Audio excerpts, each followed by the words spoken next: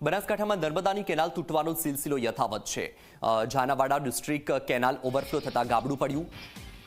ભાભરના સનેસડા ગામથી પસાર થતી કેનાલમાં ભંગાણ પડ્યું છે। કેનાલનું પાણી ખેડૂતના 15 વીઘા ખેતરમાં ભરાઈ ગયું। એરંડા, મકાઈ, ઘઉં અને રાયડાના પાકને નુકસાન પહોંચ્યું છે। ખેડૂતની મહેનત પર બેદરકારીનું પાણી ફરી વળ્યું। કેનાલની સાફ સફાઈ ન કરાતી હોવાનો ખેડૂતોએ આરોપ લગાવ્યો છે। પ્રશ્ન અમારે વારંવાર છે। આ બધી એટલેથી કરીને ચોથી વખત મારા ખેતરમાં કેનાલ તૂટી છે।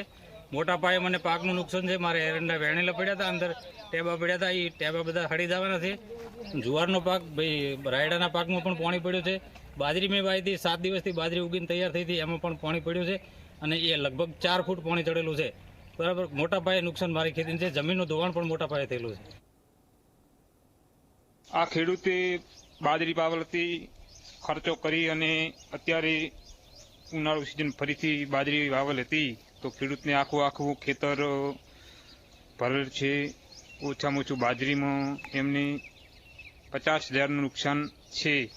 એરંડામાં, રાયડામાં મોટા પાયે ખેડૂતને નુકસાન ભોગવવાનો વારો આવ્યો છે। શિયાળાની સિઝન પૂરી થતાં કેનાલ ઓવરફ્લો થતાં અધિકારીઓની બેદરકારીના લીધે આપ જોઈ રહ્યા છો